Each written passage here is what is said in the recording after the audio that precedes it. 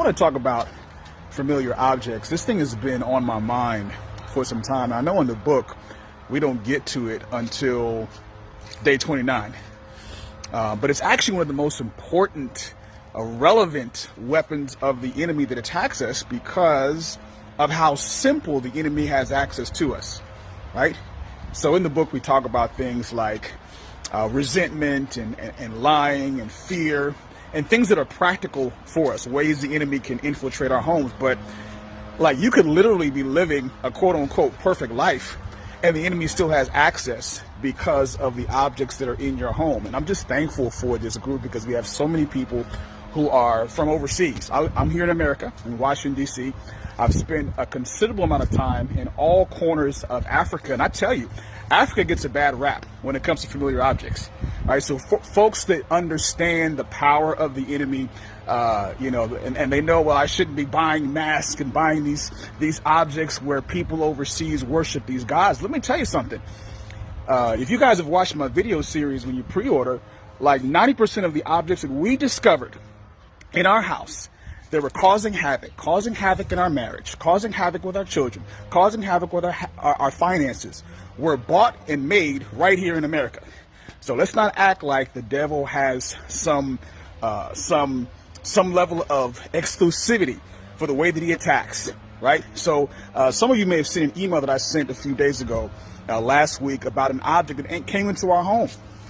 It was a Halloween book, and this was a book that my son, he went to a book fair to school, and we had ordered some books for him, and he gets this one particular book was not in stock. And so he goes there, and the teacher there tries to give him this Halloween book.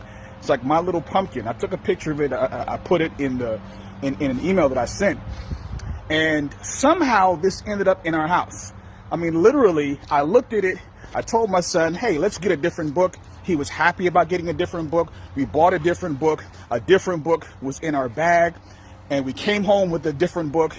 And lo and behold, here was this Halloween book, and it was causing havoc. Actually, for me specifically, I was going through a very difficult time, dealing with the death, and just crying uncontrollably. This level of depression, I knew there was something special, something unique about it, but yet and still,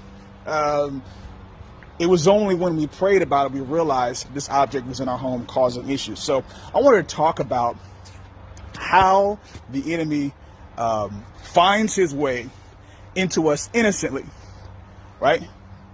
Because most of us, we buy things or we receive things, we don't think anything about them. We bring them into our homes, we bring them into our lives, we buy them from friends, from family, and the type of havoc that we have in our lives normally seems commonplace, right?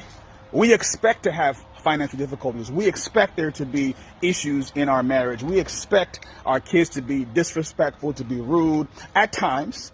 But there is a level, another layer that the enemy adds on top, right? So we're praying fervently. We're in our prayer closets. We're having family worship, and God hears our prayers and he honors our prayers and he cushions the blow of the enemy.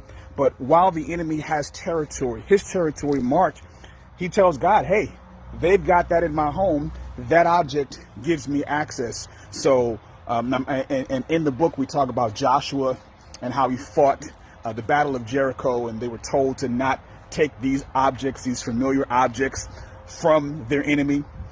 And Achan brings some objects into his home, and because of that, when they fight this tiny enemy of AI, they lose in dramatic fashion. And God tells them literally, it doesn't matter how many people you send.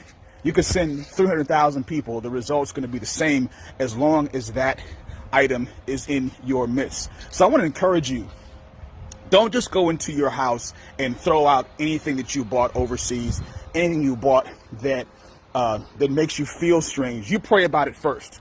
So what my wife and I had to do, we went room by room in our homes.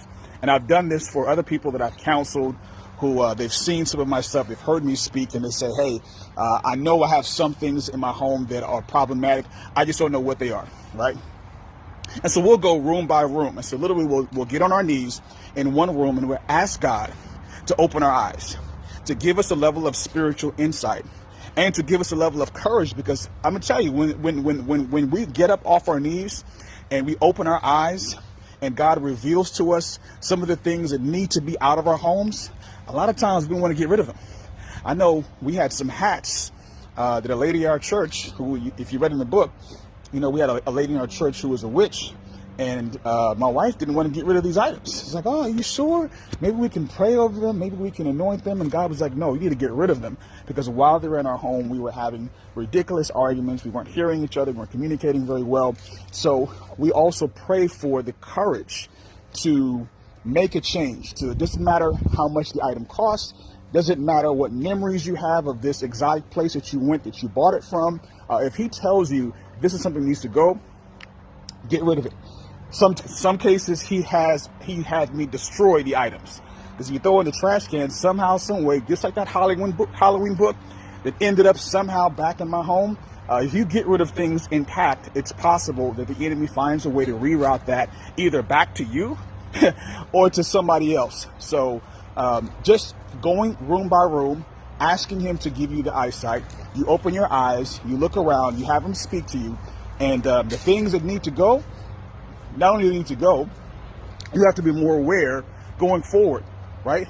So when you go to different places, when you go to a gift shop, when somebody gives you something out of the quote unquote goodness of their heart, in many cases it is legitimate, you have to be praying to say, Lord, does this violate the space that I have dedicated to you?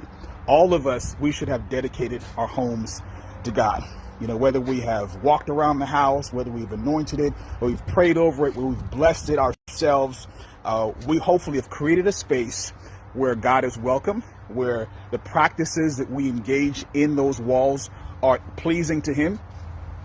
And so an item that's brought in can disrupt that in a big way. So what we want to do is, before something comes in, we say, Father, should I buy this? Father, is this in concordance with what you have called me to do in this home, in my place of work, in my place of business? If he makes you uncomfortable, it's going to be a lot more uncomfortable if you don't get rid of it. So I don't know, if you guys have questions, comments, definitely feel free to jump in. I know, again, here in the Western world, these things sound alien to us. These things sound extra skeptical. You can be extra skeptical because these things don't happen over here. I'm a witness to it. And even if you're not seeing items moving, you know, without hands touching them, you're not hearing noises, hearing voices. There are things that are happening that should not be happening in your life. And I guarantee if you pray, God will give you the wisdom. He will give you the understanding so that the enemy will not have the victory, and you will be able to fight to win your spiritual battles.